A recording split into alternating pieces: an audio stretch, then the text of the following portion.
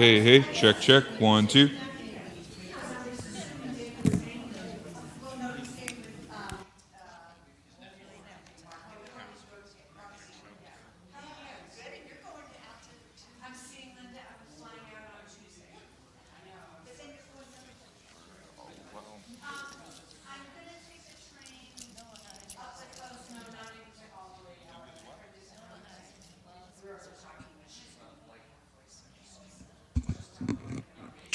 Hey, hey, check, check.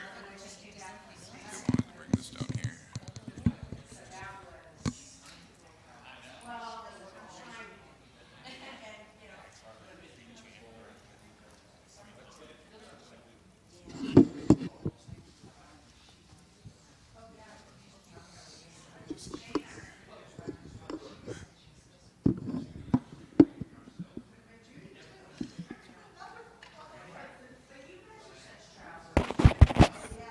Check, check.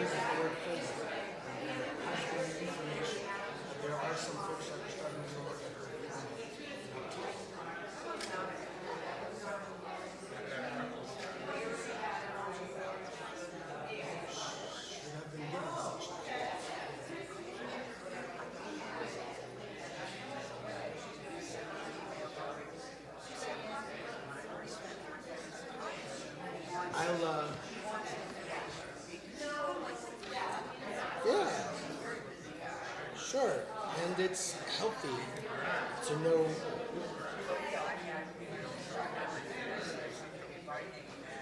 Sure. I will make sure you get that.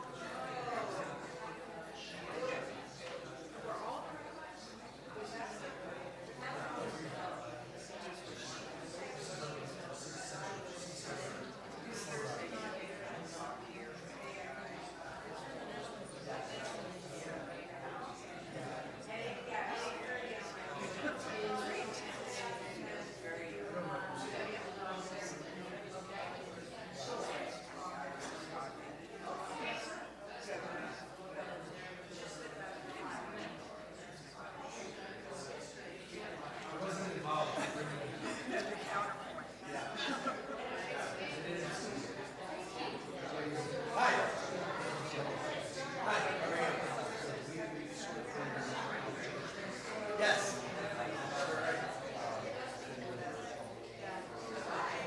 That's right. The Jewish studies program. Yes. Yeah. Neat.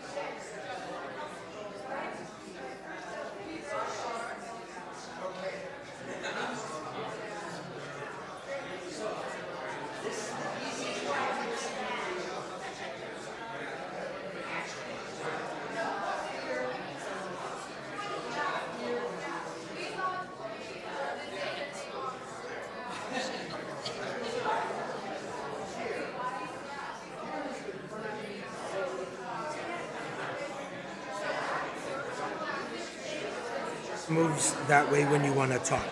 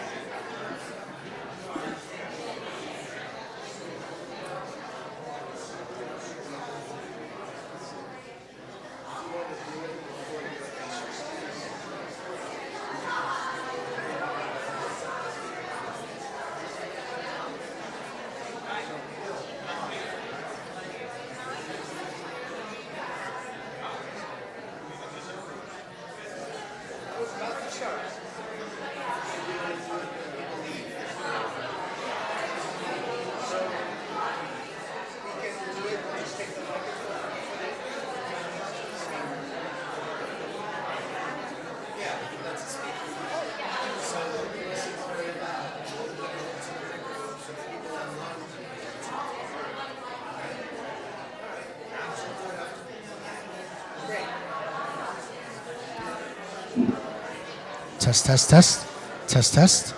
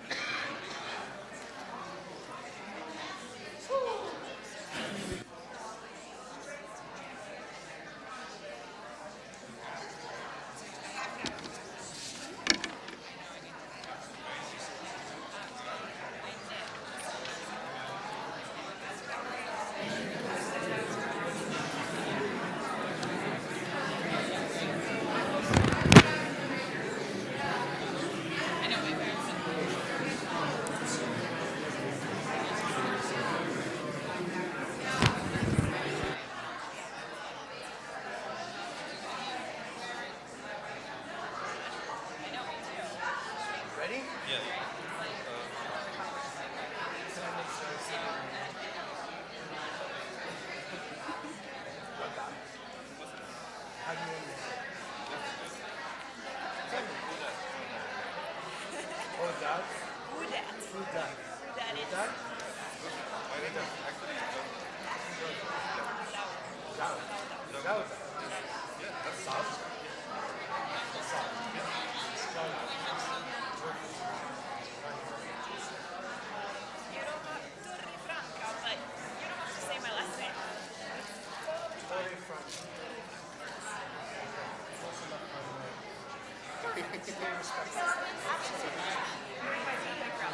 Okay, come have a seat. We're going to sit here, and I'm just going to introduce, and Rabbi. Yeah.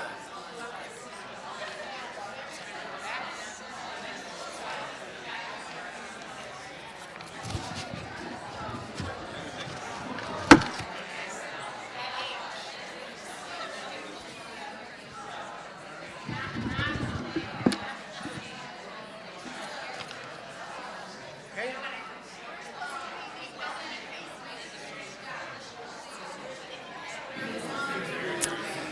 Hiya, friends. Good afternoon. Wow. Welcome, welcome.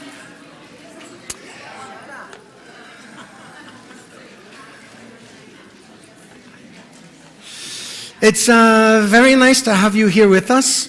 For our friends that are inside the room, for our friends that are online, we're really delighted for you to be here. My name is Fred Green. I'm one of the rabbis here at Congregation Har HaShem. I want to say welcome. Welcome to you. Welcome to our friends who are going to be sharing a presentation, but so much more than a presentation. We're going to be hearing about truths. We're going to be hearing about truths and messages and stories and a little bit of hope and idealism, I anticipate, which for me, I could use right now. And so it's really special for you to be here with us. Let me tell you a couple of things before we begin. First of all, there are outside of these doors right here, there are restrooms all the way over to the left inside of our social hall. So go through the back doors here, and to the left, you'll see two restrooms that will be right available right for you. The other thing we want to let you know is whenever we enter and exit our building, it's always going to be through that lobby area where you entered. We do have lots of emergency exits in this room right behind us and over to the left. I'm not anticipating that we need them, but it is good for us to have, and it's something that we think is important to share. So, we are going to enter into a program in a little bit. I want to invite Rabbi Ruthie Gelfarb to share a reflection before we begin, to kind of create a little space with us. And then we have a couple of things to do. So, Rabbi Ruthie.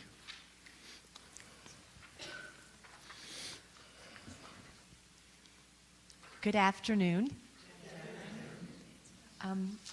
I have a reading I wanted to share, but on the way in, one of our guests mentioned to me, who's of a different faith tradition, said, you know, there's one river with many wells.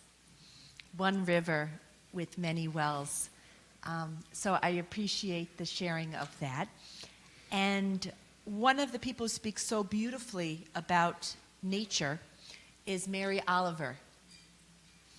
And she wrote a poem, The Sun.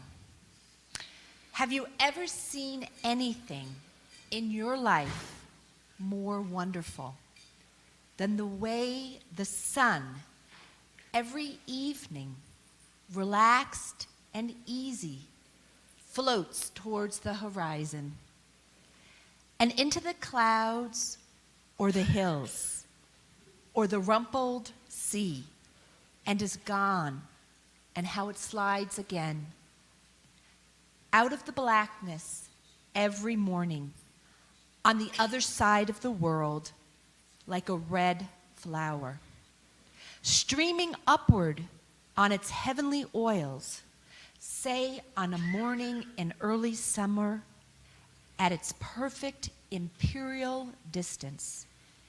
And have you ever felt for anything such wild love?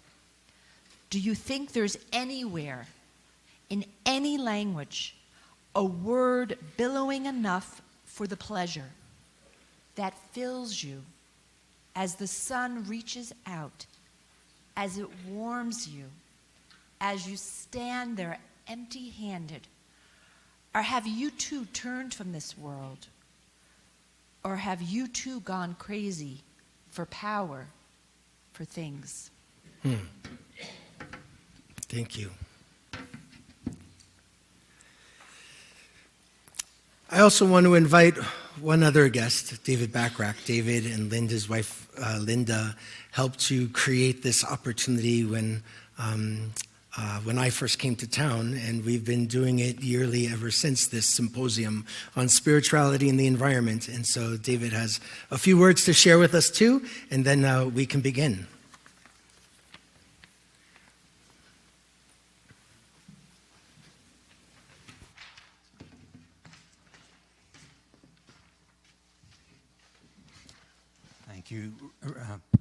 Thank you, Rabbi Ruthie and Madame Laforge here knitting in the front. Becca. I want to acknowledge Rabbi Deborah Bronstein, who was our rabbi when we came to this community 26 years ago, and she's always given the invocation. And she couldn't be here today, but I know she's watching because I saw her earlier this morning. Yes, I know. Kiss the mic. Okay. And she was so instrumental as we thought about and conceived this thing, and we appreciate that. Linda and I welcome you to this 9th Symposium on Spirituality and the Environment.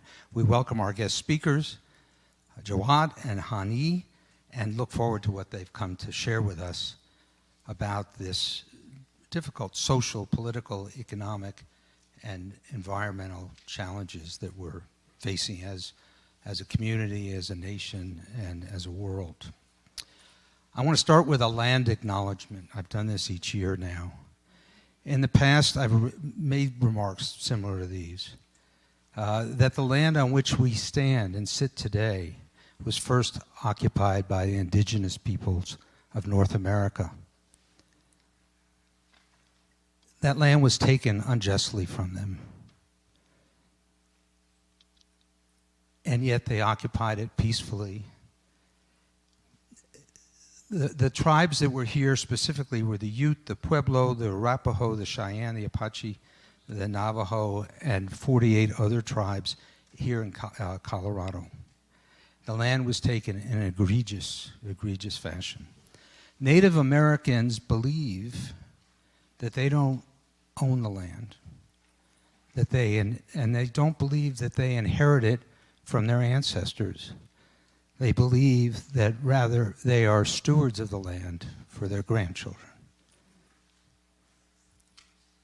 There's a Latin term, tortius interferus. Tortius interference. Lawyers use this term to refer to an illegal taking. The Native Americans didn't understand the white man's actions. A taking of land because they didn't believe they owned it, that no one owned the land, that the land was here for all of us to share.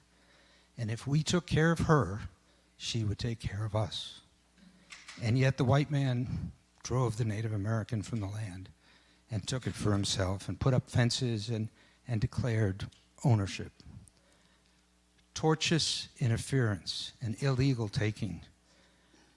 We're taught that those who fail to study history and learn from history are destined to repeat it.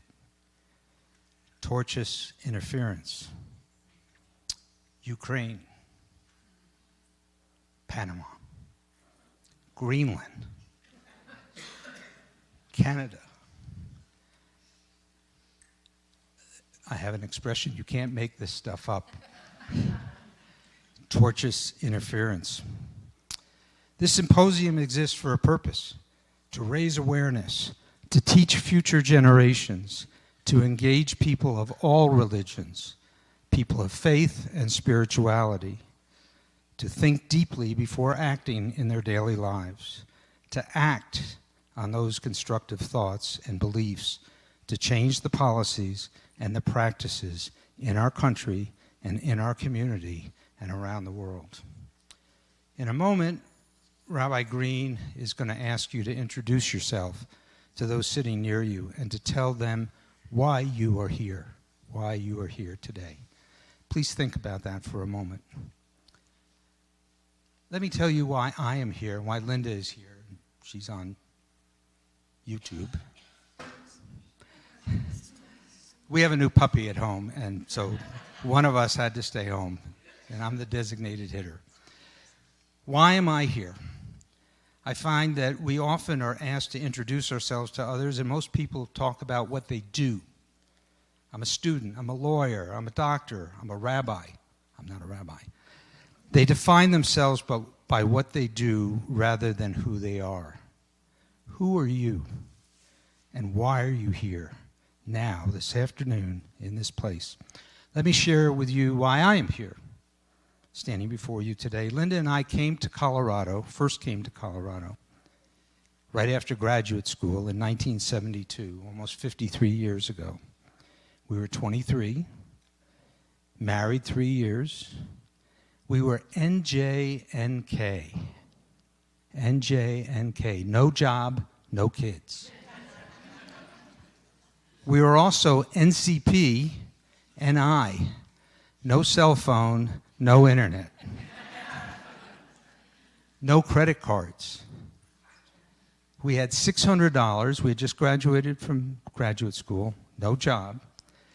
And we decided before we got into the tumult of life, we would take a trip and come west. And we were living in Columbia, Missouri, and our first stop was Estes Park.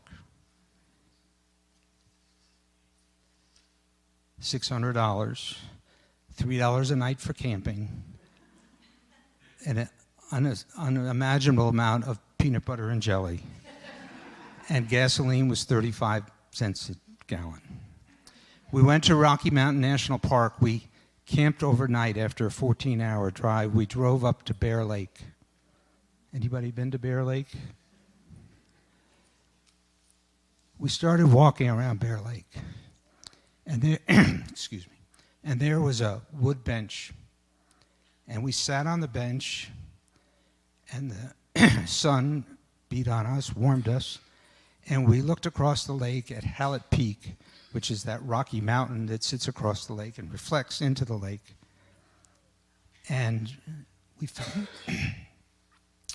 felt something otherworldly, special, something special. We didn't know what to call it then, but maybe the gentle hand of God. Something special about this place. At that moment in time, with our future uncertain, we knew that someday we would return to this place, to the front range of the Rocky Mountains. And 26 years later, we did. So we got home, we got jobs. Julie was born in 1976. We moved to Ann Arbor. Ann Arbor, that's Boulder without the view. Josh came along in 1979, and in 1989 we moved to Houston. That's not Boulder. Thank you. And in 1998, with Linda driving the next move in our careers, and I was starting a new business, we looked at several places. She was offered a job at Johns Hopkins, and she was offered an invitation to come here to the University of Colorado. And they asked me to come along as a trailing spouse, something I wasn't used to, and visit on her ultimate visit. And they said, why don't you go up to Rocky Mountain National Park? Bear Lake, the bench, the sun, the reflection. And we had that sensation again. And Linda took my hand and she said, this is the time. This is the place. So that's how we came back to Boulder and to Colorado and to the Front Range. And I built my business, and we engaged in our community of Boulder, and we made Har HaShem our religious community, and we walked the Shanahan and Mesa trails, and we felt that special feeling every day. I love the saying, sometimes I sit and think. Sometimes I sit and think, and sometimes I just sit. So I used to step off the trail and find a rock, log, sit, and just be present. Linda and I subscribe to a philosophy in life that there are 3 overlapping stages: learning, earning, and returning. Still learning, still earning, and we're very much about returning. So we decided how we would give back to our several communities and show our thanks for all that we've been given and blessed with, and honor the spirit that drew us here. And that is why this symposium. Yes, we moved to California 3 years ago, but this is still our community. We bought a small piece of land before we left. A plot of land. A small plot of land. Off of Baseline that overlooks or looks up to Green Mountain. And this is where we'll return. So that's why I'm here today. Why are you here today? And now, what do we do? What will you do? What will I do with your time, your talent, your treasure? What will you do to fill your spirit? What do you do to preserve this beauty and the sustenance of Mother Earth that she has lent to you for you to steward for your grandchildren and their grandchildren? So, one last comment. When Rabbi Green came to the community and we met him for the first time, and we told him about the symposium, and he said, I could be interested in that. And I said, well, your name is Green with an E. And the E stands for environment. Damn straight you're going to be interested in this. And he's been a wonderful supporter of the program, and we're very appreciative of that. Rabbi Green, with an E. Thank you, David. So as we do whenever we gather, I'm going to ask you, and you got a heads up about it, please turn to a neighbor, preferably somebody you do not know. Introduce yourself, share your name, If this is your synagogue, you don't have to say Shabbat Shalom. And share what brought you here today. We're going to do this for 2 minutes.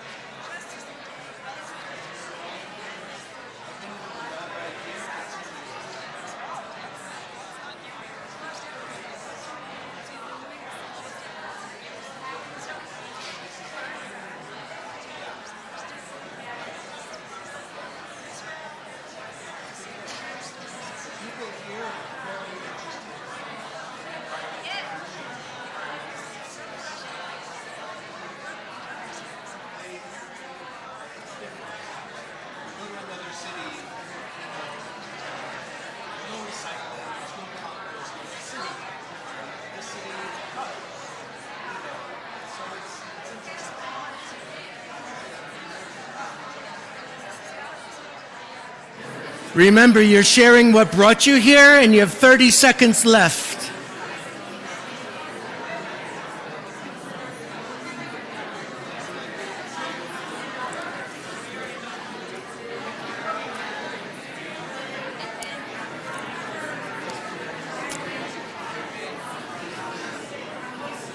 Thank you for meeting one another. Thank you for sharing.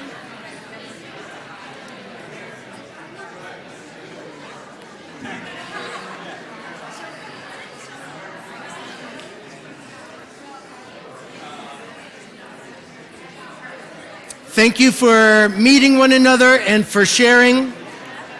This is when we regroup. So I did already tell you we're about to begin. We did already say restrooms, and we talked about emergency exits.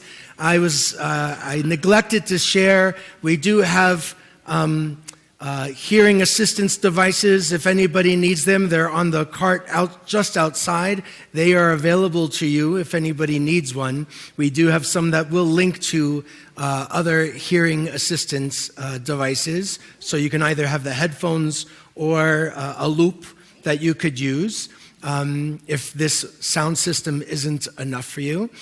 You have met each other. You shared why you are coming, and we're glad that you did. The only last thing that I'm going to ask of us, all of us, is presence. Gentle and curious and respectful presence. We enter into conversations often that get people agitated, and sometimes the temperature gets hot. This is a conversation where we want to be good neighbors and listeners and bring our curiosities. That doesn't mean that you have to agree with anything that anybody here says, but in the spirit of community, that we are going to, and humanity, we're going to create an opportunity to have an encounter with our friends and with one another as best as we possibly can. So we're going to ask everybody to rise to that occasion and to have that respectful and disciplined presence for one another. Let me tell you who our friends are that are going to be leading us in the rest of this conversation. Jawdat Kassab is a Palestinian citizen of the State of Israel, a lawyer, and a program associate for the Arava Institute for Environmental Studies. He's a passionate advocate for dialogue between Arabs and Jews. He co-founded Falahi, a project promoting leadership and nonviolent communication with the hopes of bridging the divide between Israelis and Palestinians. Chani Torafranca, is a Fred Green, like anybody else's names are so challenging for me. I have the most Parav names. Chani is a documentary filmmaker with a passion for birds, focused on the intersection of human rights and environmental protection. After studying cinema at NYU and human rights at the New School, she has created impactful films, including one on rehabilitating trafficked birds. Recently making Aliyah. Aliyah is the Hebrew word for immigrating to Israel. Chani is working also at the Arava Institute, exploring sustainable agriculture and bird conservation in the Negev. Thank you for being here. They're going to take over. You're going to unmute. Hello. Hear me? Yeah. Okay. Hey. Great. All right. It's all yours. Wow. This is the moment. Thank you for this chance, for this opportunity. My name is Jawdat. And beyond the identities that were just given, I feel today. I feel nervous. I can hear my heartbeats and feel them. But mostly I'm very honored and grateful to be here. I've never thought that I will be in such setting. Before we start, I'd just like to invite us to acknowledge that this moment, like every other moment, is the first time it happens and the last time it ever will.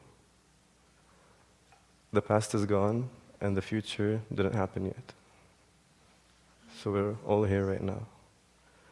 And in order, I would ask for your help to facilitate a safe space so we can have safer space, so we can have this workshop. I would ask us to keep kind eyes, a space full of acceptance, to avoid judgment, and try to give unconditional love. Thank you. And I'm Chani. You can hear me, right? No?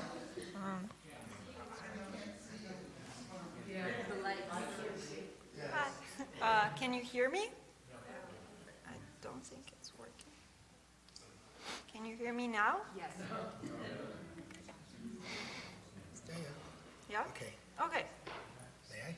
Yes, of course. Try that. 1, 2. 1, 2. Yeah. Yay! Okay, we got this. Should I rise? Okay, all right. I'm Chani, beyond identities. My identity is that I feel right now honored to be here, nervous, but in an exciting, good way. I feel alive. My heart is telling me I'm alive. And honored and grateful to be here with you all and to feel with you all. As Jawdat said, the idea is to come as you are and check in with yourselves. We brought you here, before we go into the panel and discussion, we brought you exercises that kind of stem from where we come from and the practices that we practice in a faraway desert from here. And I would ask you, we're going to start with a tapping exercise. Probably a lot of you are familiar with it. The idea is to kind of start connecting our brain with our parasympathetic nervous system. There's this beautiful thing called the vagus nerve that's around here, and it connects us from here, where we're constantly at and where our phones and our minds keep us, to our bodies and our roots, which are our feet. So if you're open, if you feel up for it, follow the movements that I will do. It's going to be really brief, so you can raise your right hand in front of you, like this. And with your left hand, you start tapping it, gently tapping it, feeling your hand. Very good. And now you tap the eyebrows, feeling your eyes, feeling your finger on your eyes. You go to the temples of your head, gently tapping, awaking them. You go underneath the eyes, Awakening all the muscles that work to let you see. You tap on the top of your lips, very gently. Underneath our mouth. And then we rise the same right hand and we tap gently into our armpits, awakening that area. Very good. And then gently on the collarbones, our chest. Tap into our hearts, giving it some movement, some air, some love.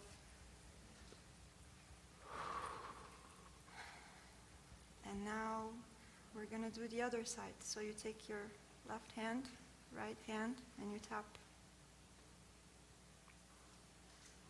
Feeling your hand.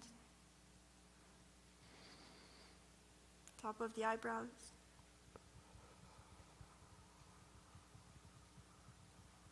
Temples.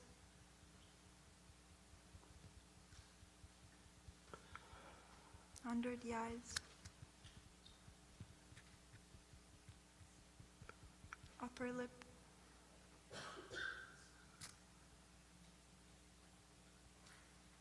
Under your lip. Your eyes, your left hand.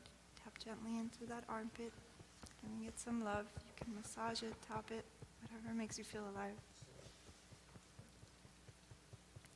Bones. And our chest and our heart.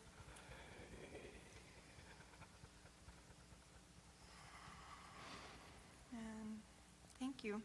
Take a moment, see how you feel. If you feel exactly the same as before, that's okay. If you feel different, welcome anything that comes up. Thank you for doing this with me.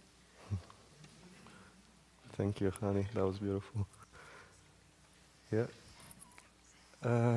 Okay, so to honor these feelings that we're feeling right now, I'll just invite us for a small visualization, less than a minute, but if with your blessing, if you could, I invite you to close your eyes and just go inwards. Take a breath.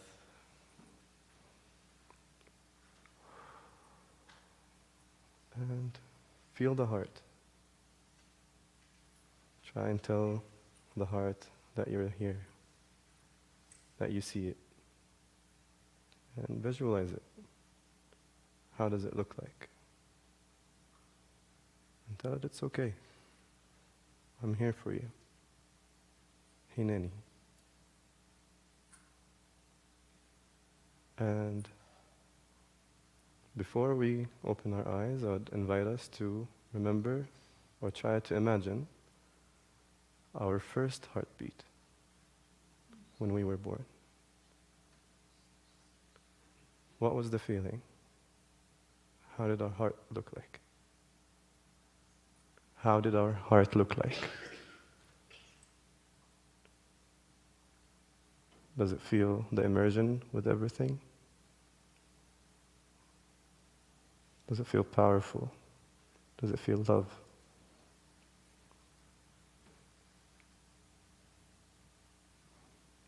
Let's take a breath.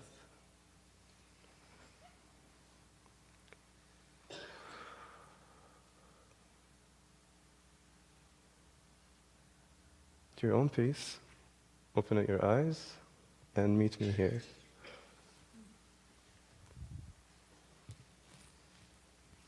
Thank you.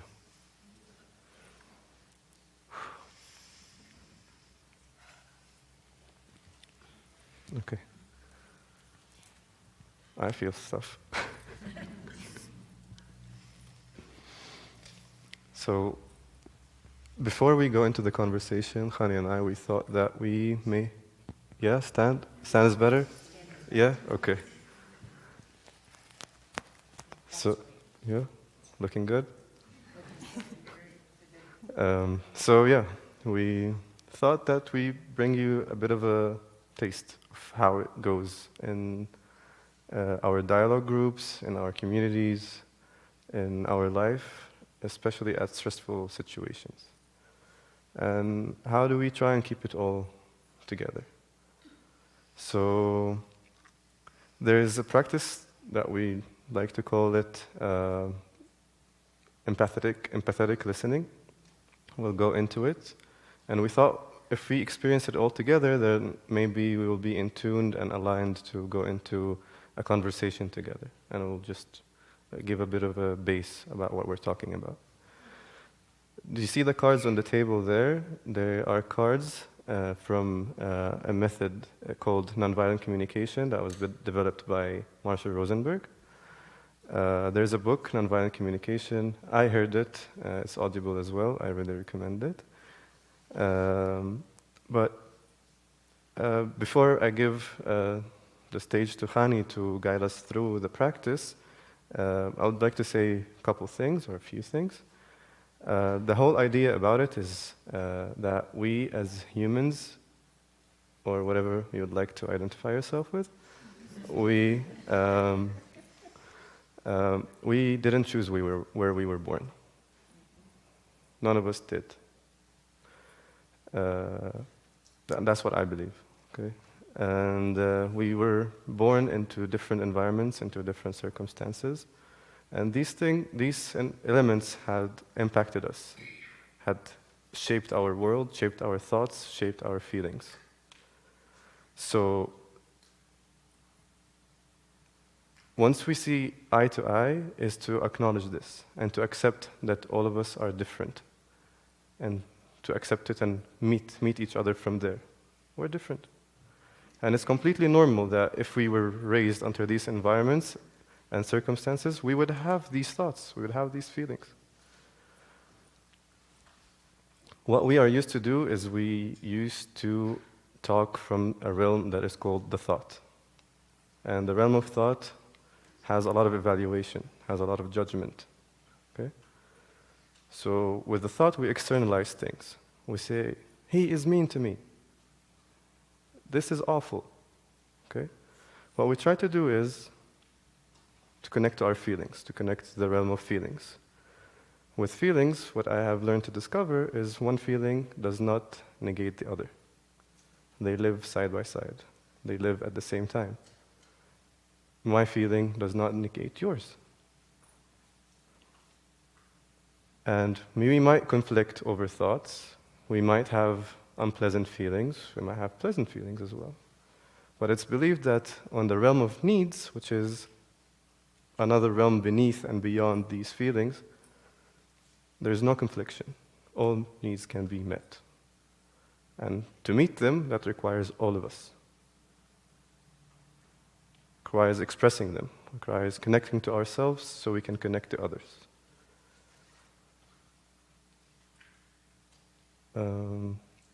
If there are needs that are not met, then it provides unpleasant feelings. And with these unpleasant feelings, there are a set of thoughts that come with them. So we learn how to identify them. So we can identify that feeling, so we can see what we need. And then we can communicate it to the others. And once we do that, we can form a strategy. What we call today laws, okay? So, or ethics. If there are met needs, then there are pleasant feelings. And there are also thoughts with them. So it's about seeing each other, hearing each other, and loving each other. So if you're willing to do this exercise with us, this is how it's going to work. First of all, I just want to say something important. Yesterday we had the privilege of joining the Torah study, which was wonderful. And speaking of tabernacle and spaces and getting into spaces, one thing that connects me to the present, that grounds me into nature, wherever I am, is hearing. The birds are there, the wind. Hearing allows us to be present. And this exercise is about listening. So we're going to be divide yourselves in 3 people, groups of 3. One is going to be the listener, one is going to be the talker, and the third person is going to be the observer. The talker you're going to get 3 minutes each to be the talker. The talker is going to, so the idea is that we're going to invite you to come to the table and observe at the two sets of things that Jaura just said. One is the needs, which is the one in green, and the ones around it in orange is the feelings that arise from them. After our exercises that we did, try to feel connected with yourself and see what resonates with you right now. Pick a few of those feelings or needs or whatever comes up and take it with you. Afterwards, divide yourselves in 3, and each one is going to get 3 minutes to talk. The talker is going to talk for 3 minutes. You're going to have to decide who's the listener and who's the observer. The listener is going to have to listen, and observes himself while he listens. Try to understand, try to see, does my mind go away to places just as when we meditate?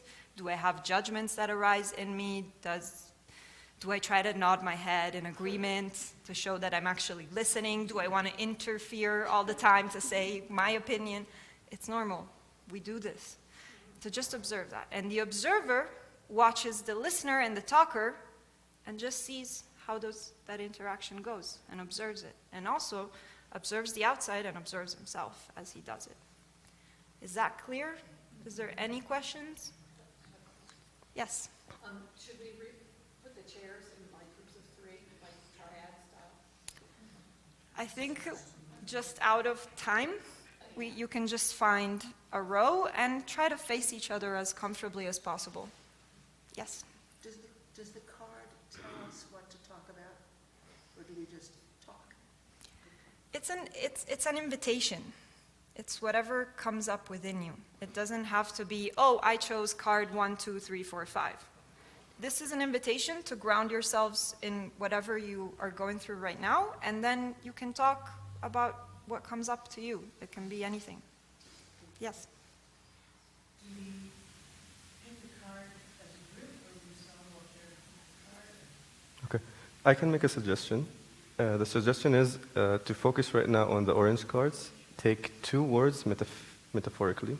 Leave the cards there so other people can do it. And individually, each person takes 2 words, 2 feelings that resonate with them right now. This is my suggestion. You can do 1 word or no words. If you choose to be silent as well, it's also welcome. And take them with you and share them with the group. Is this clearer? Yeah? Exactly. Okay. You don't pick the cards, you just pick metaphorically and within you whatever resonates with you. Each individual. Okay? So we'll give it around 8 minutes.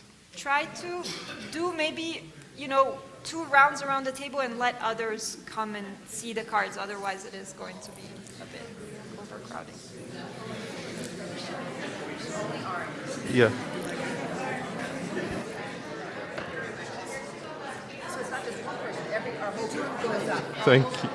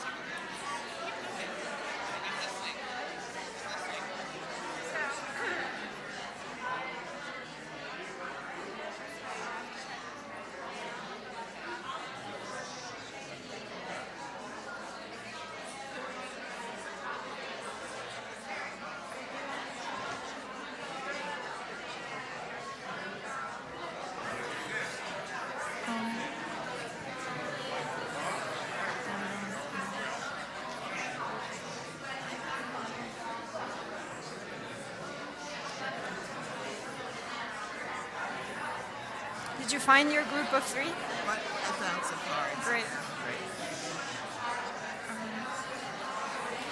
I'm not sure.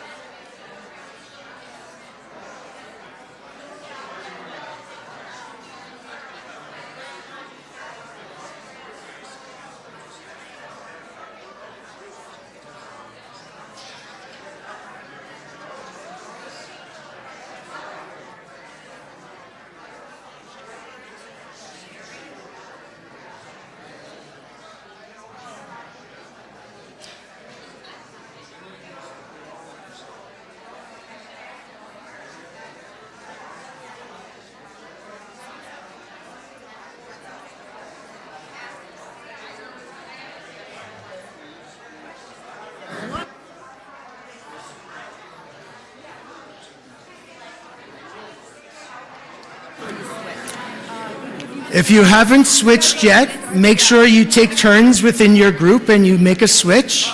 We haven't started yet. That's the thing. Like,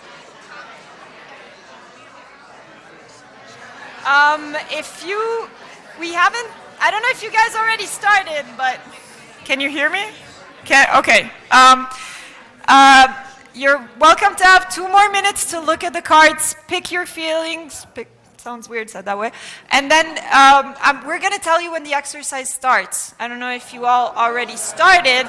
If it started, it's better. But if you already started, then it's great. But we're going to give you 3 minutes and time you each time. Yeah. Is everyone good? You already started? It's So- fine. Okay. We're going to, in 2 minutes, we're going to tell you. So, I well, think we should start in like 2 minutes too. yeah. Because people already kind of started, so.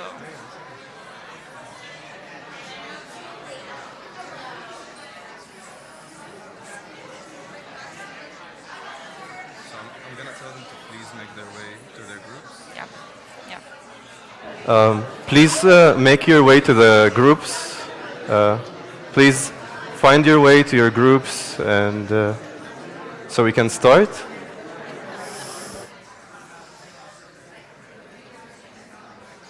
Do you want to be with us? Sure.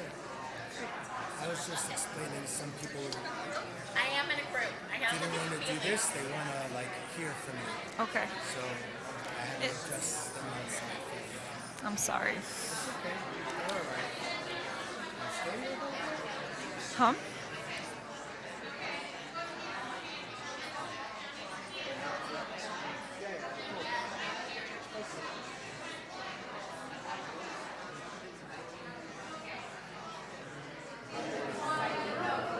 So, can we have everybody's attention, please? Yes, good. Yeah. Okay, you can- already started. Okay. So, right. if you picked, Yeah. everybody please make your way to your groups. And we're going to start the clock. I hope, has everyone picked who the first talker is in their group? Yeah. Great. Okay.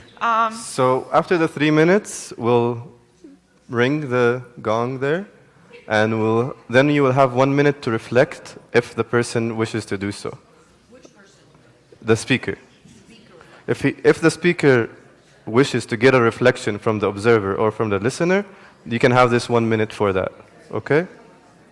Is that clear? After that 1 minute, there's going to be Another another gong. gong, and that's when the talker has to switch. Okay? Great. So we started. 3 minutes. So 8.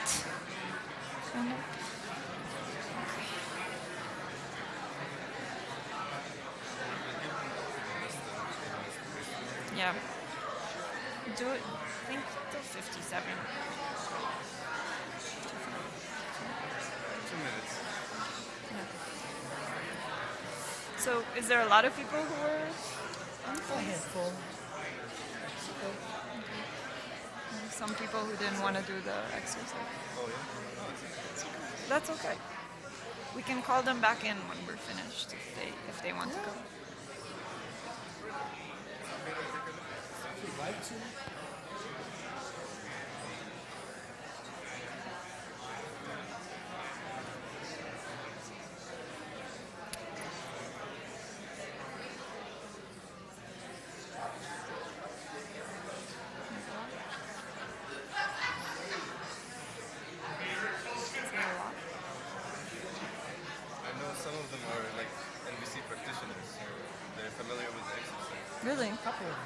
said. Yeah.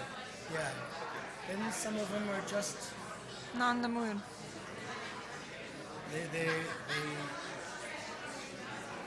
there's a couple of people who wanted to hear about the Arava Institute. Yeah. Yeah. This isn't about the Arava Institute. They're modeling the work that needs to be done. Okay. Somebody came to me to make give some context about our institute, so we can do that. Yeah, we can definitely do that. Yeah. It's not a problem. Whatever, in our talk. you know your congregation, so whatever you feel needs to be said, we can say that. I'm not worried. Don't worry. Not worried. Good. Actually, everyone seems so nice. They It's, do. yeah.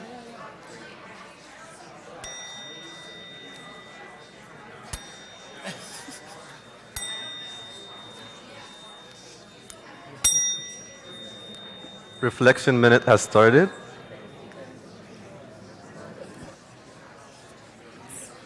You have 1 minute to reflect if the person who talked wants a reflection back. Okay.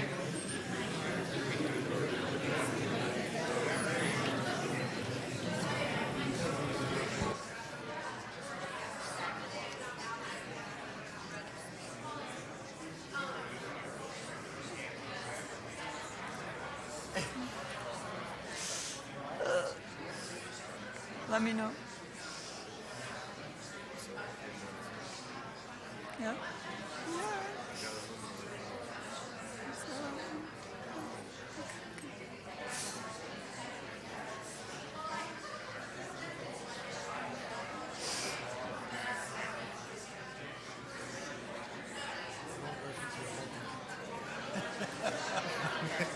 Got a point.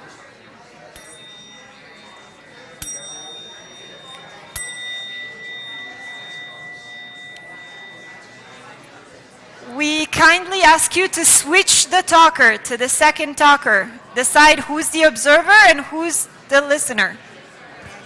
Absolutely. Okay. It's not, this is the problem.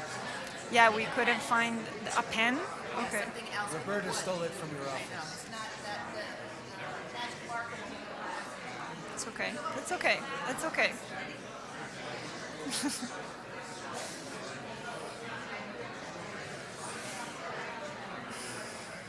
What is a cantor? What is a cantor? Chazan. Okay, that's what I thought. You have, are you a cantor? Are you a chazan? No, the woman at lunch with the red hair. She's a cantor. Beautiful. And you guys do mainly Ashkenazi nosach, or is it? It's a lot like Kol Neshama. There's a mix. There's traditional Nusach, mostly Ashkenazi. There's some of the contemporary, the Lechadodi that you do at Kol Neshama, we do here. So there's contemporary Jewish musicians as well as traditional tefillah. Okay, great. Yeah. Wonderful. That's great. Yom Chitza. It's different. Like we have a nosach Romani from Rome. Like that's so Right. it's like similar to Sephardic, but Right. It's a little different. Yeah.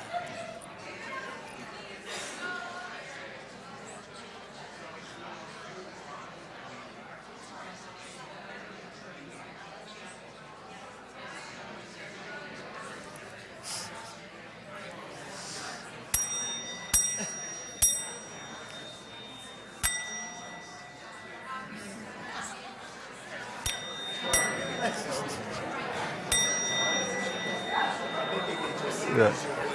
you have 1 minute of reflection if the talker wants to give that, to hear that.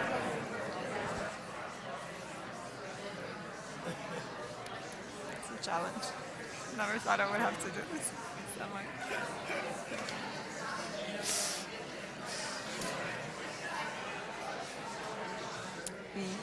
We're not going to do the sharing, right? We're going to jump right in after this.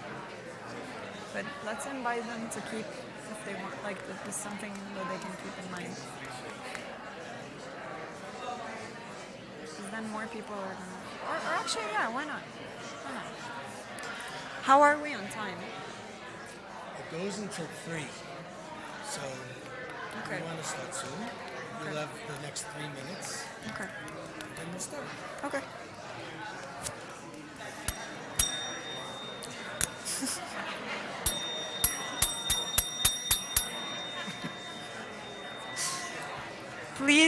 Please switch to the last talker. Last talker, and decide who's the listener and who's the observer. Thank you. Oh, and Roberta's doing it.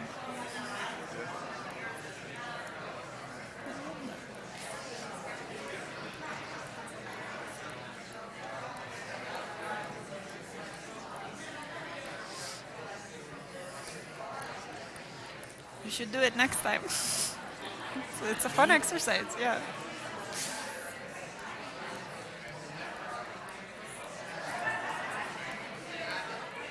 We've done these kinds of things, and even during, our worship and tefillot, we'll have these kinds of conversations during the Dvar Torah that I give, Yeah. and I'll have people make these kinds of conversations too.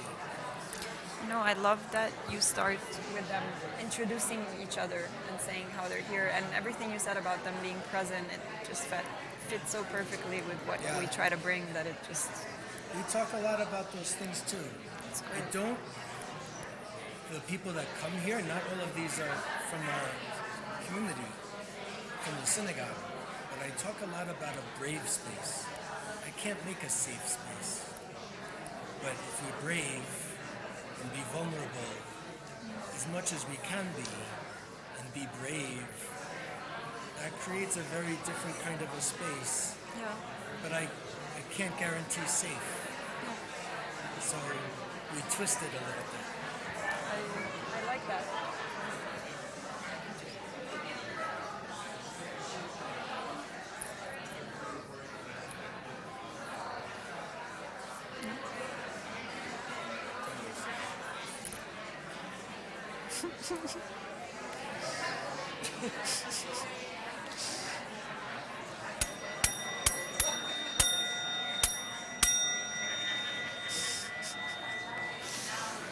One-minute reflection for the last talker. 1 minute reflection if the talker wants it. So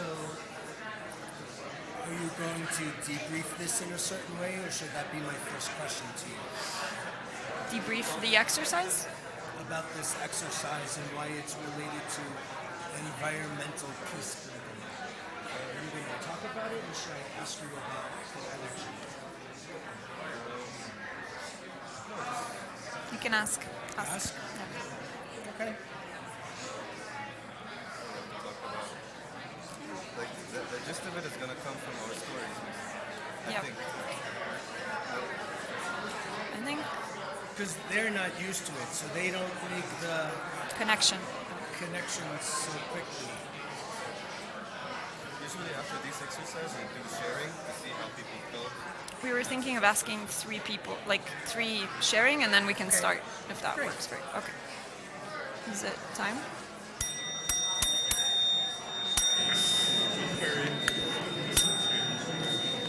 Okay.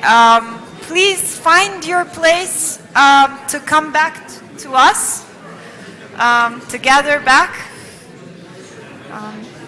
And if you have things to keep talk about, we invite you gently and kindly to do it afterwards and to continue this exercise in your life. Yep, to gather.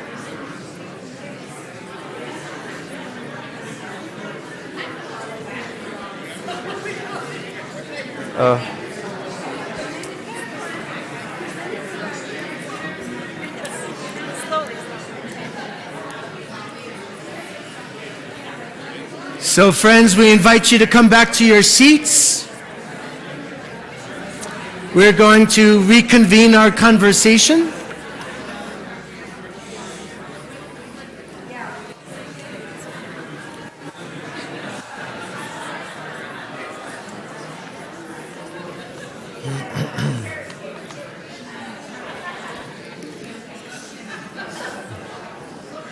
Can we kindly have your attention, please? Yeah?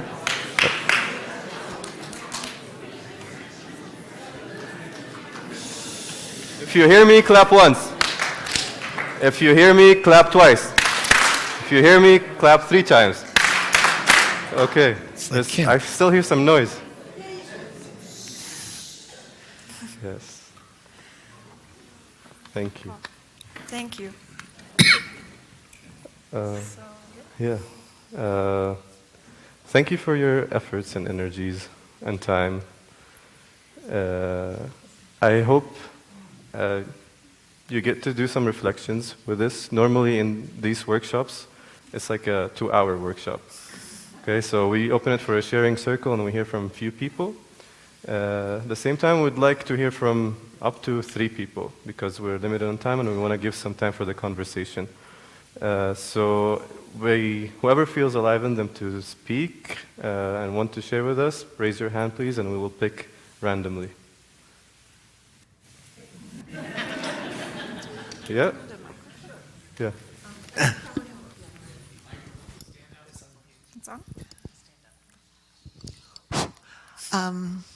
It was really interesting, partly because I think all 3 of us were not exactly sure what we should talk about,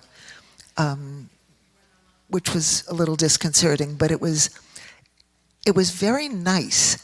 I mean, having that one-on-one where you're the listener or the speaker and then the observer is sort of, mother hen watching, and then switching roles, moving around the circle. It was very intimate and very nice. So thank you. Thank you. We have somebody here. Yeah, so for us, it felt like it was really hard to be a silent listener, like really hard to not like engage. And one of us, I won't say who, was really good at that, and others of us were wanting to ask more questions and things like that. So it was really an interesting experience. Thank you. Thank you. One last one, if you would like to do so. So I feel like it was, I love it, these exercises, and the time goes by so fast, and I felt like we were all pretty engaged in our roles. And it was really lovely. It's wonderful. Thank you. Thank you. Yeah, one last one. So I was taken in by the cards themselves. I thought the Hebrew, English, and Arabic and very attractive cards. And using this sort of an exercise in Israel and Palestine, what an amazing experience this could create. So thank you. Thank you. Thank you. All right. Thank you for participating. Yeah. And being vulnerable and open to be with us in this exercise. And I think something I always take away from it is not only how to listen more to others, but how to listen to myself also. Which now we get to have a little bit of a conversation together. We'll start with a few questions, and then we'll open up the conversation a little bit wider with your questions and comments, again, with the emphasis on presence and listening and curiosity. I'm curious, for some of us, we might look at this exercise that you just facilitated, and we're wondering, how does this change the climate crisis, right? How do we, after this kind of an exercise, what is this going to be, how does this impact the work that you are doing, and why is it relevant? Because these folks, we're used to writing representatives in Congress. We're maybe used to making some contributions to organizations. Maybe we volunteer, maybe we advocate. This isn't necessarily how we start most of our meetings. Although some people think we should. So help us understand your work more deeply. So you go first. No, I'll go first. You go first. Okay. Yeah, stand up. Wow. I love the attention. I like to pretend that I don't, but I do. So I'll start with we were created with God's image. How do you say it? Yeah. So the universe is within us. To be in touch with my feelings, to what my heart is telling me, sometimes I cannot put my feeling into words. I can see there's a pinch in my heart. There's a pinch in my liver. That is a nation.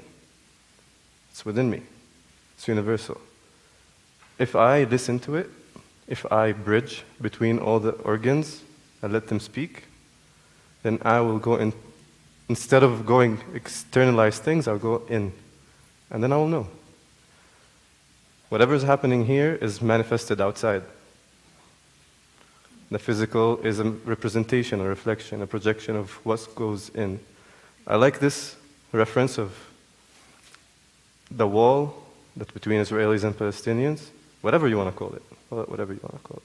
It's a representation of our state within us, our emotional state, our mental state. I'll stop here. I think sometimes we go into political conversations, we want to make big decisions, and we know what we want to say, but we don't really hear what the others have to say.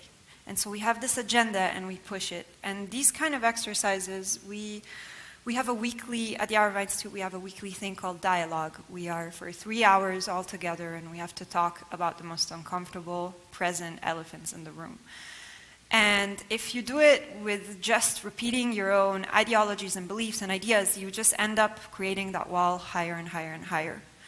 So the idea for me is to realize that I need to listen, and then I can feel the judgments. But I can't feel the judgments before I listen, and also while I listen, the judgments usually tend to melt a little bit, softener. So not everybody is familiar with the Arava Institute. You are both working there. You both have studied with this institute. They have a wide range of programs, but all the more so hearing about this 3 hours of talking about elephants, right? That takes a lot of courage, I would imagine. Can you tell us a bit about specifically what are each of you doing at the Arava Institute, and what does it mean to work with people with different backgrounds and national identities in order to build something?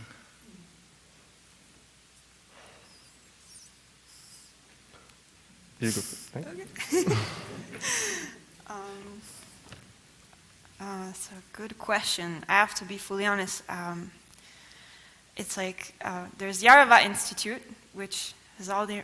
It's a wonderful place. I'm Khani, and I'm within the Arava Institute. So what you hear is not, the official. Sure. Absolutely. Just had to say that.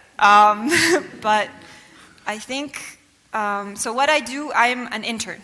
It's a program. Usually has semesters, and before the war, it used to be fourth Jordanians, fourth Palestinians, fourth Israelis, fourth international students coming together, learning about the environment. And the internship program is for people who already have a degree or are in the process of getting a degree, and we work with the centers of the Arava Institute. There's, I don't know how to name them all, there's 7 centers. Great. And they do incredible projects. Yeah, Brian can be here for further information about the Arava Institute. I'm an intern. And right now we work on this beautiful project. It's called Flower Strips. We work with a kibbutz. Well, the Arava Institute is situated in a kibbutz in the southern Arava region called Ktorah. And there's a few kibbutzim next to it. Samar is the kibbutz next to it. It actually, up until very recently, used to be the only and last real anarchist kibbutz of Israel. It's cool. It worked for a long time. And they have a wonderful date plantation. They're one of the biggest producers and exporters of dates in the world, and it's organic. And I work with the Center of Sustainable Agriculture.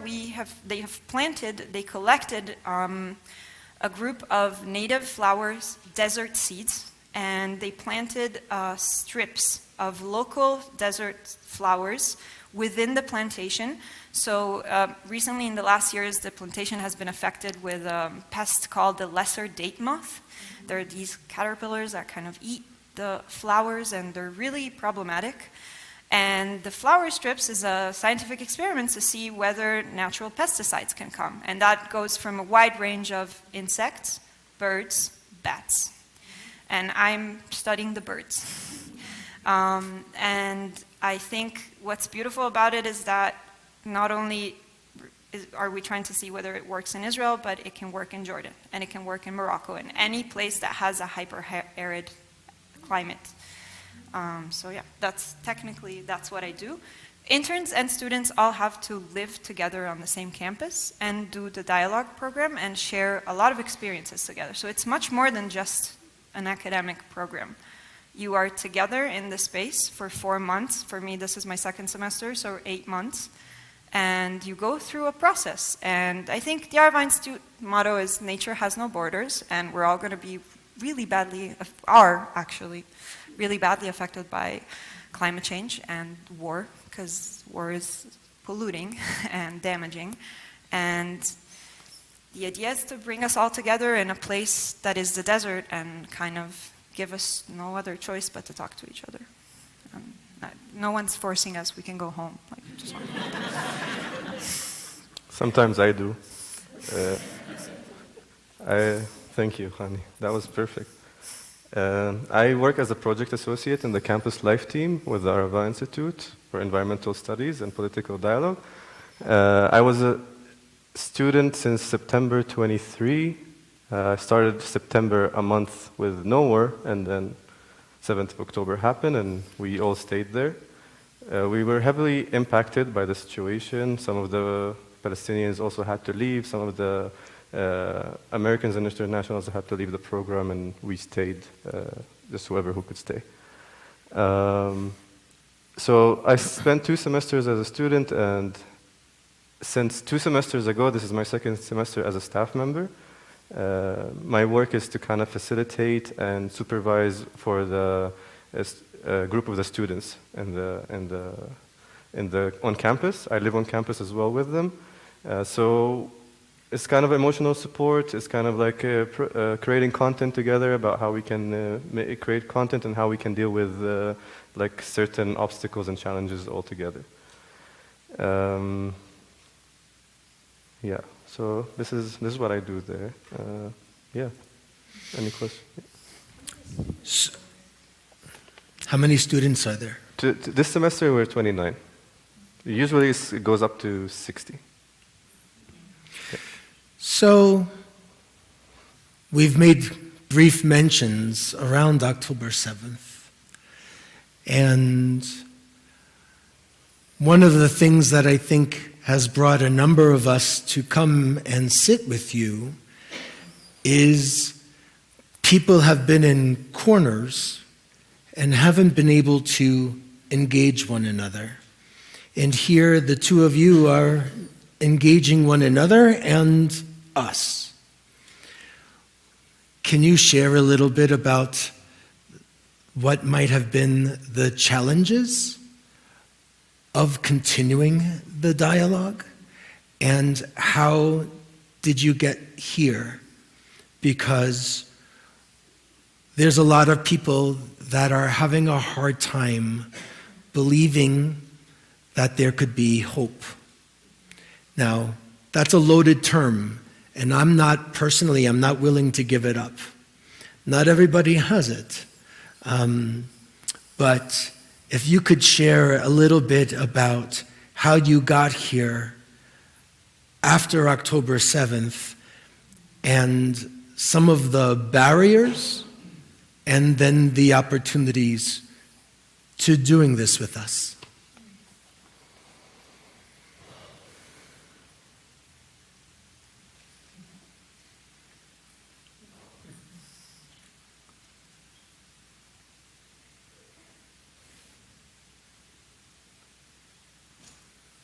I can tell a story. Don't know how relevant it is. Okay. So my name is Jawdat Kassab Mahamid, and I'll tell my name Mahamid because maybe if we have time and the space allows us to, I can tell a little bit of fun story about what Mahamid is. My family, my father come from a town that is called Al-Fahim, which is, his parents were expelled from their village nearby that's called Lajun in 48. Okay, so, and on it today there is a kibbutz called Mijiddo. And today I live in a kibbutz. Okay? So that comes with a lot of feelings, a lot of thoughts, a lot of prejudice, a lot of fear. You know, for me, going to a kibbutz is my enemy's territory. You know, the other. You know, I go there already. My parents had a difficulty with it. Sorry, parents, they might be listening to me, but they had a difficulty with me. We didn't talk for a long time because of the history. It's part of our identity. Okay. I chose to believe differently. So I went to the Arba Institute because it had a message of inclusion, of acknowledgement. What got me there is that there was the acknowledgement of the word occupation. Okay? That was where I was at. A month in there, I'm already like going through a lot of emotions and fear, and the 7th of October happened. So the first memory of me on the 7th of October is me in my toilet, looking at the pictures of what happened on the 7th of October on the Israeli side, and I started crying. It hit me. For me, it is humans punching themselves in the face. That's how it is for me. Each day that has passed, that belief has been challenged every day. My friends started getting called into the reserves, to the Minuim. Now, I don't know what reserves is. How could I know? I never sat with another Jewish person who has to be called up and go to the Minuim. I saw 4 of them, each of them coped completely differently. Each person coped completely differently. One got drunk, one just dissociated and got in and was in the mission. But one of them was vulnerable. It was 2 a.m., me and my other friend, Julius, if he's listening. He's from Aylabun, he's a doctor as well. And we're trying to cheer him up. What do we know? We know nothing about this. So like, yalla, you can do it, like a gever. And then he looks at me like this with his eyes wide open. And that's when it hits me, the terror in his eyes. He was vulnerable. He didn't hide it. That terror, that feeling, I could resonate with. I'm human too. I feel terror. His reality did not negate mine. So for me, the first thought is, you matter. I hugged him, prayed for him, and was happy to hug him again.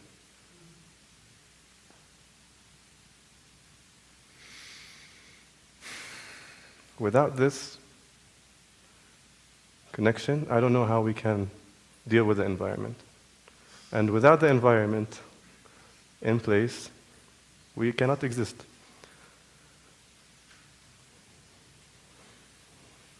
Thank you for that. Thank you. Thank you.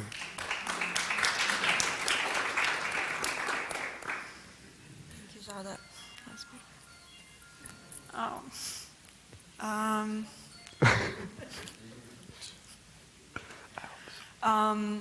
I was living in Rome when October 7 happened. And I have family from Kibbutz Cholit, which is part of the envelope. And I lost 2 friends that were at the Nova party, that were with me in high school. And I remember seeing in the days following what the topic of this war was doing to the people around me in faraway Italy, Rome. And I remember also me and my friends I grew up between Rome and Israel, mainly in Israel, and me and my friends from high school in Tel Aviv, the first thing we said is, we're really afraid of what's going to happen to Gaza. Because we know, because we've been through these cycles, we know the responses, we know what goes on. And I was afraid for myself, and I saw how also everyone around me started to other each other, to see, okay, that's your opinion, you're the other for me, we're different, we don't agree. And, you know, Israel was in turmoil way before, and there was a huge, there was demonstrations for people fighting for the very core and nature of the democracy that Israel aspired to be, and I felt completely hopeless and angry, and also I realized that I saw how everyone was seeing it from the outside, and so I decided to go back because I felt like I had to see it for myself, but I also wanted to feel and see the other that my mind was constantly telling me to fear. Because I knew that we all share those feelings and we all have those needs. And there's like bigger powers that really want us to feel this and feed off of our fear and sense of separation. And I realized that, for me, the environment has always been connected to my spirituality because, Genesis, like everything in my core of a Jewish person calls me out into respecting and loving what is given to us, because as David beautifully said, the earth is lent to us by God. It's not ours to possess. And it's funny, me and Jaudat were looking from the plane coming here from Munich, from our stopover, and we were looking at this vast land, and we said, like, wow, people are fighting over probably a fifth of this vastness. And what goes on, the pollution happening in the waters of Gaza goes to the beaches in Tel Aviv, and all the diseases that come. So we're all affected by it. And as Jaudat beautifully said, like, the environment is also our inner human relationships. It starts from that. And it goes and it expands outwardly. And I saw that the Arava Institute was doing that. And I just wanted, and honestly it was the first time after growing up mostly in Israel that I actually met people from the West Bank during the war. And something that I will never forget is that my friend from Hebron came to me after dialogue and said, I am so, so sorry for what happened to you. And that kind of made me understand that we really can feel so deeply and so vastly, and it goes way beyond this otherness that we create in our minds. And it's hard, it's not easy, but it made me feel more at home and more present with myself than I have been for months. And definitely much less dissociated than being in Italy and keep feeding on this news cycle.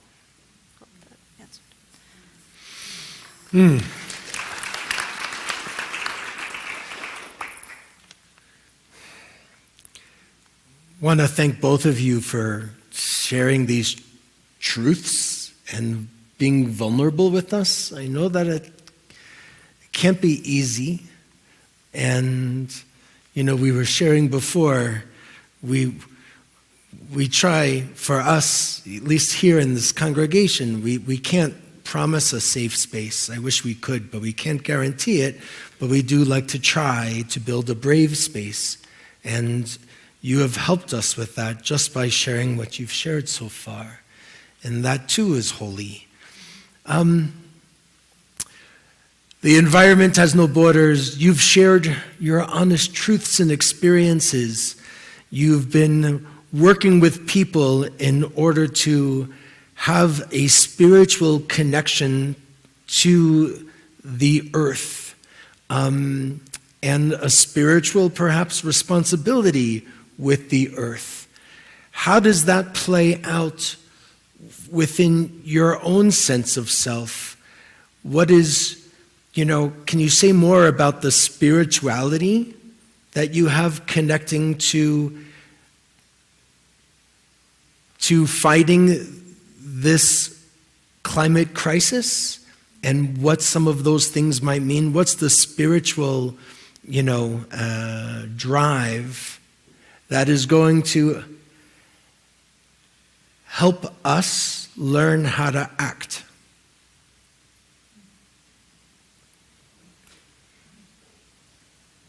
And they look at each other and they debate who goes first.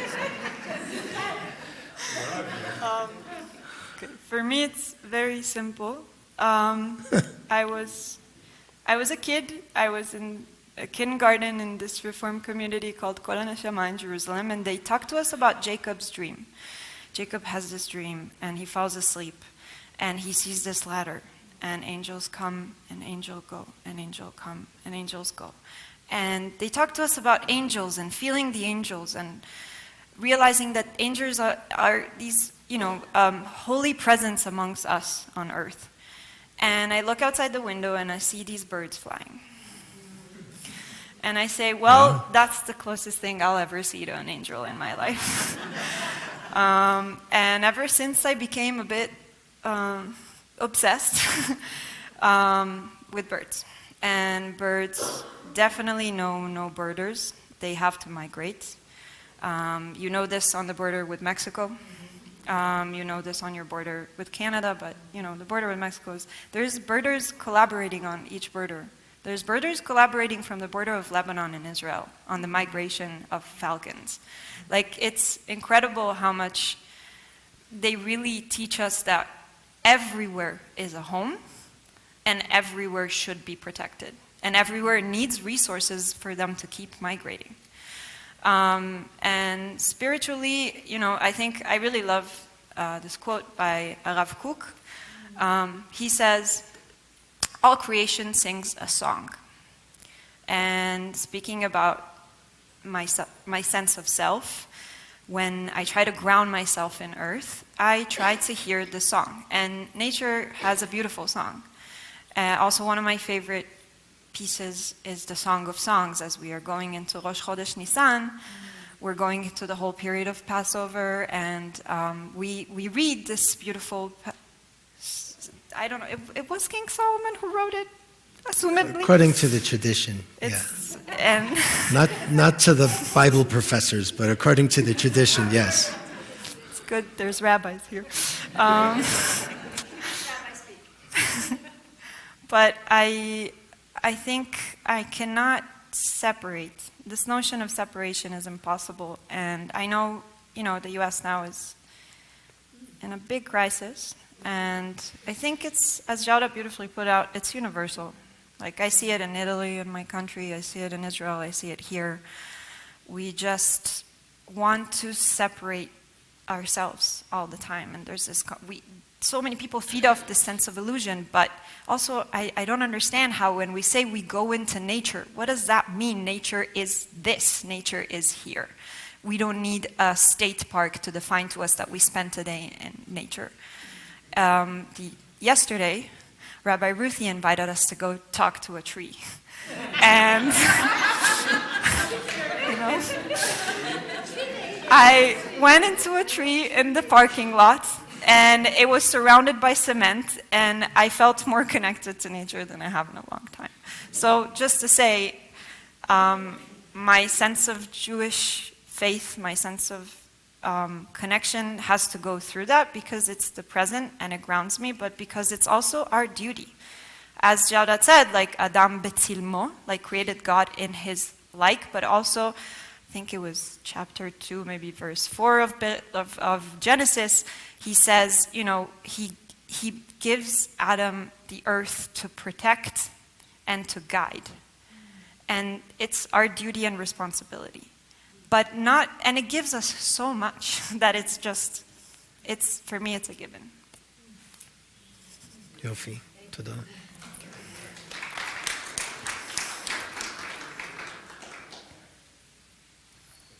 Yeah. How can I top that?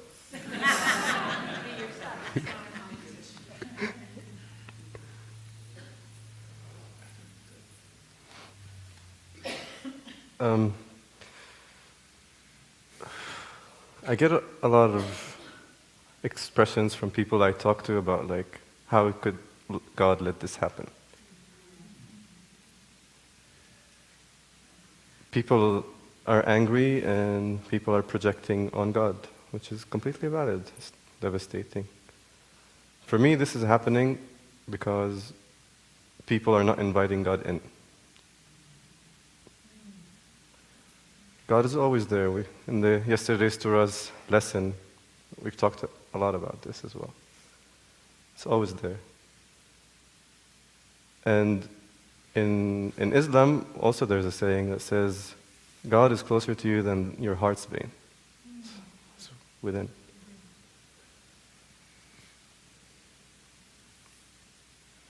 So the whole ethos of conflict is built on dehumanization, one of the other,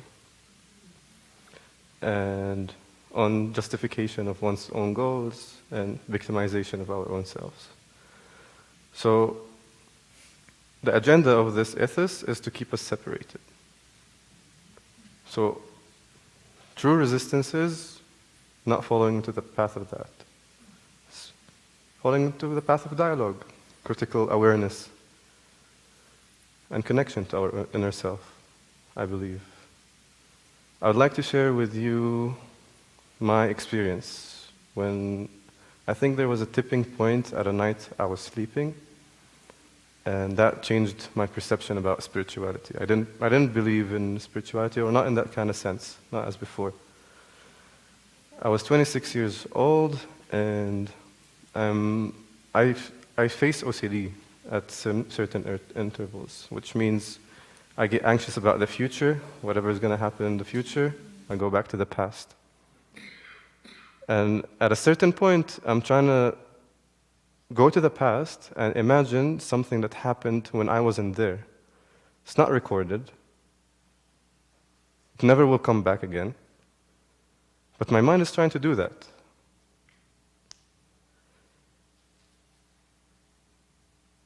So there was this moment where I felt very humble, that my mind is not supposed to be doing that, go to the past.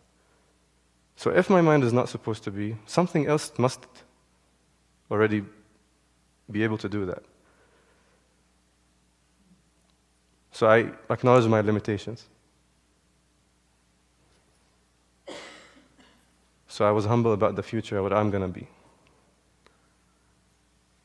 And relinquish control of it. So I asked, whatever you might be, that power, whatever your name is, please help me. 3 times. Please help me, please help me, please help me. Then quiet.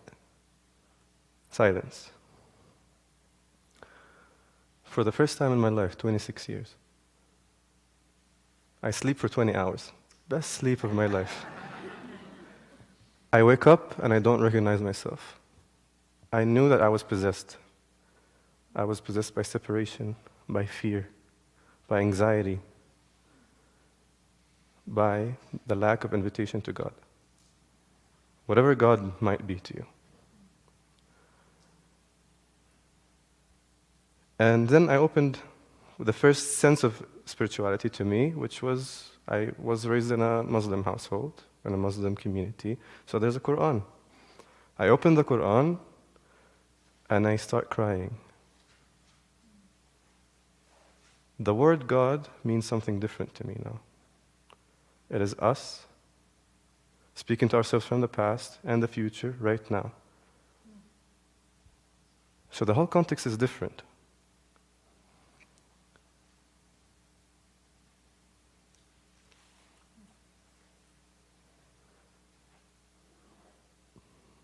it leads me to the environment kind of a thing. Why?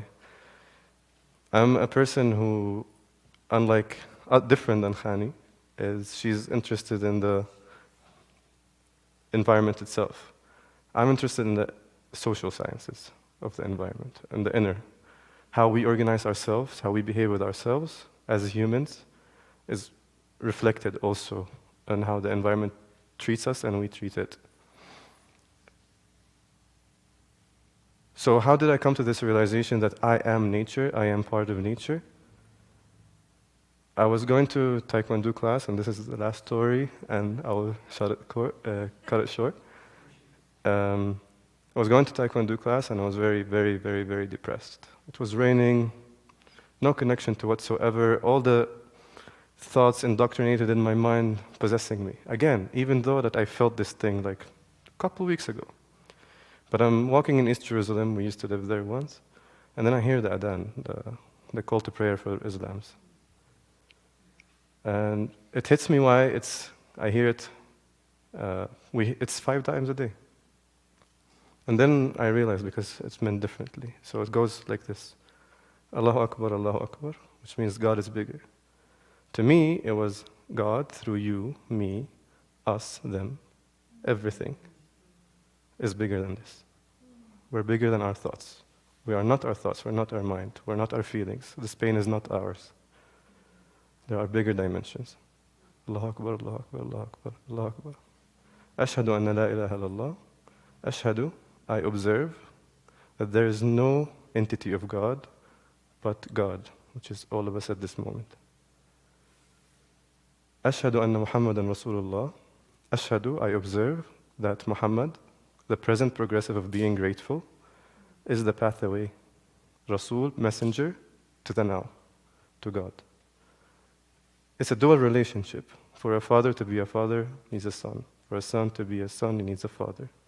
So the continuous state of gratitude is the messenger to the God, to the now, wherever we are. Hayya ala salah, hayya, we live. The noun, we live. Life, the noun is life. The verb is to live. On salah, salah means connection, meditation, prayer. Salah is prayer. Hayya ala al-falah, falah is the act of plowing the land, turning it over. We live and turn in whatever is inside of us to outside, the unmanifested into the manifested. We transmute our pain. Allahu Akbar, we are bigger. La ilaha illallah. There is nothing on a chair, an abandoned throne, but us at the moment.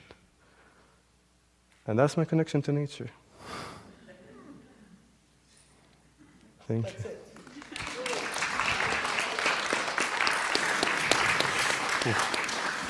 So before we go, let's give some of us an opportunity. We're going to ask you if you'd like to have a question, share a question, lift it up. I'll bring over the microphone to you. We'll have some time to do that, whether it's about birds or maybe indigenous seeds or other kinds of things, what might be on your mind, so that we can then give you a few opportunities. This is not the opportunity for a lecture. We'd be happy to organize a lecture for you, but this will not be it. This will be a curiosity, a curious question. Yeah? So I think what we've all observed with climate change is the weather patterns changing in places that maybe used to get more rain is getting less rain, and places that didn't get rain is now getting more rain. I'm curious, in Israel, what's the big shift you're seeing? Thank you.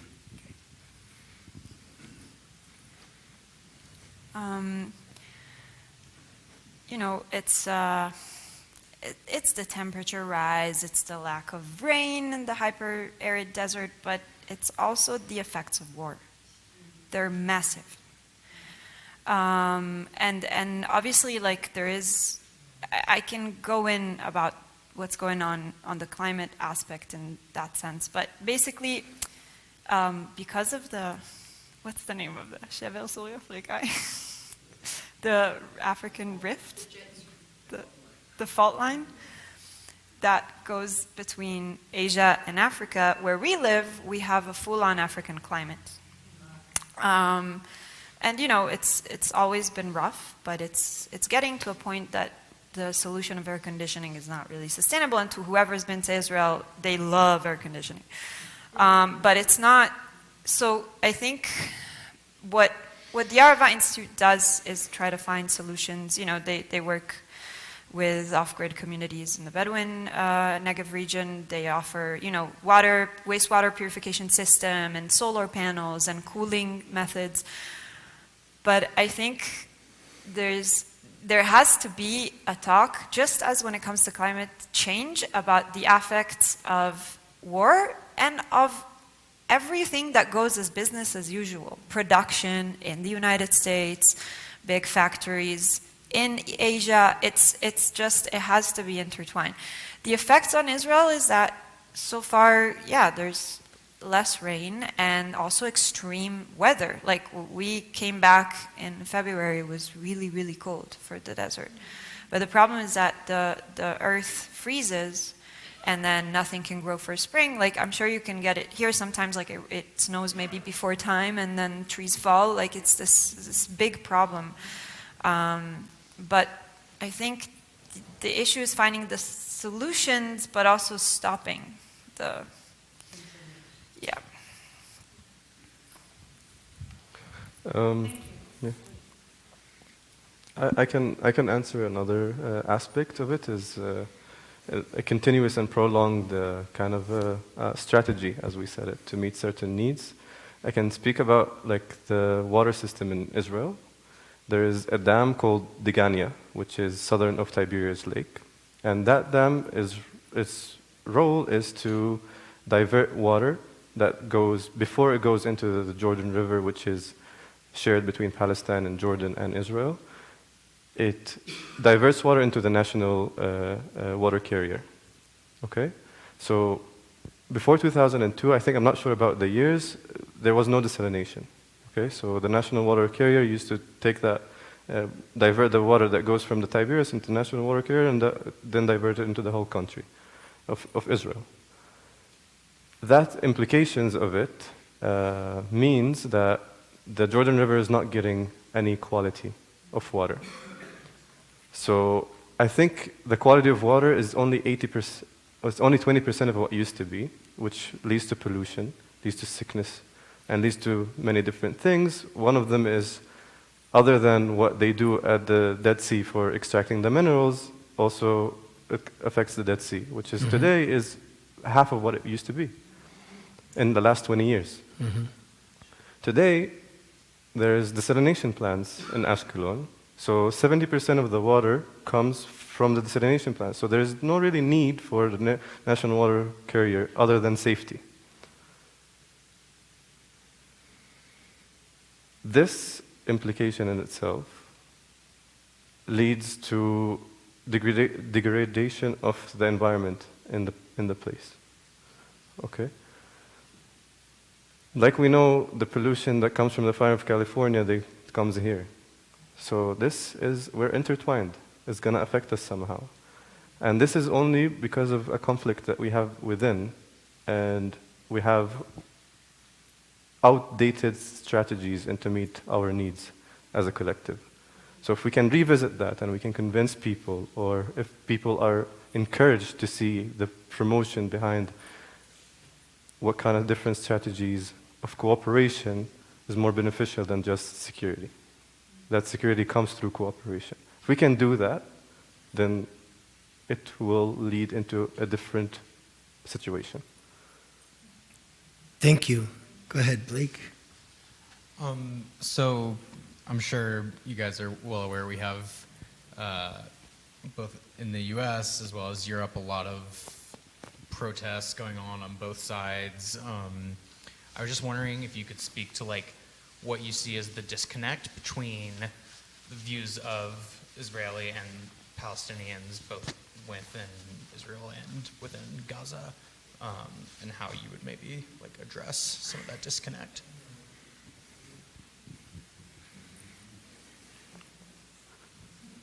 What was the question? What you guys see as like the disconnect between Western country protests and the actual issues that Israel and Gaza specifically are currently facing. So how it's perceived outside. Yeah, and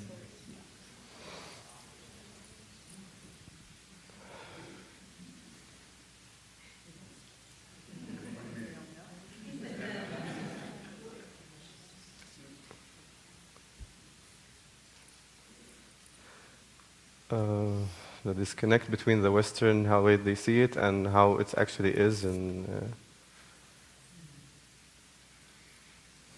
I don't know. Like, really, I don't know. But maybe one answer is that we have a lot of assumptions, like, in regards to the other. And we act on them, and there's no place for them to be heard. How are we going to face it? You know, like part of, for 2 semesters now, I'm not doing dialogue, I'm part of the staff. Okay? So when I was doing dialogue, when the war started, these pressing matters, we were engaging in them with dialogue. So whenever I used to leave the kibbutz and go back to the outside wilderness, and with my family, I had answers. Now that I don't, I feel very scared to be in life. So engage in dialogue. That's my suggestion. Look, see, be curious. It's that same notion of otherness, but also the I just want to spat my ideologies and I want to be right. And for someone who knows what it's like to be like a Jew in Israel and a Jew abroad, like also like our Jewish identities are inherently have been from the day one intertwined with the faith of Israel, and it gives us the sense of we have to defend each other or feel ashamed of ourselves, and it just blinds us from understanding the conversation. And I think it really is about dialogue, but it's also about understanding. Something I always ask myself since I was a question, like, why this? There's many, not to deflect, but there's conflicts within yourselves. Why always outer it? And I think it's used, politically as a pawn, and it's being overly used. But it breaks my heart to see young people around the world fight over this, when in reality, I think the conflict is within themselves. And I think it's a symptom that shows of a bigger crisis. Of what ideology is, what to be live in, and also like how to show up for the things that you care about and that you want to fight for.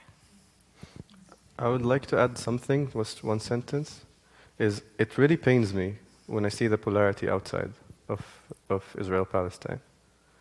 For me, I look at it and I feel very frustrated because this in itself will sustain the situation, this polarity. So please don't do it. You're hurting us. Like, this is no blame, but this is my anger comes as this. But no, it only makes it worse. Yeah. Like, it doesn't. So just as you spoke about outmoded systems that can't be sustained either in the Middle East or here, it feels like we also have outmoded leadership that is no longer able to sustain us. And some of us have looked at the Arava for now a decade as the source of new leadership. And it's the hardest thing I've heard today is that it's only half full, that there's only 29 students where there needs to be 60 students and it needs to grow. So my question is, how, even in a time of war, can we bring really the next generation of leaders together at the Arava from throughout the region and from out the world, from Europe and from the United States? How can we grow the Arava and get people there in this time when it's needed so desperately?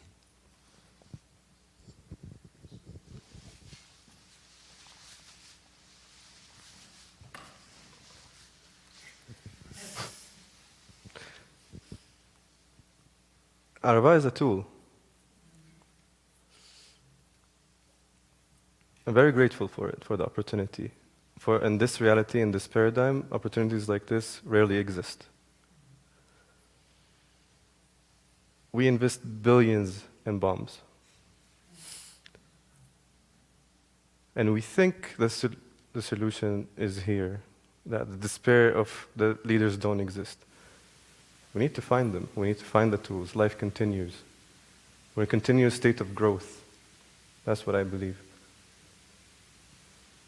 We can learn from the Arava, we can learn from other places. We need much more. And we need more tools, and we need more brains, of diversified brains with your wisdom and with your knowledge to come together and find the way. There's no leaders right now. That's how I see it.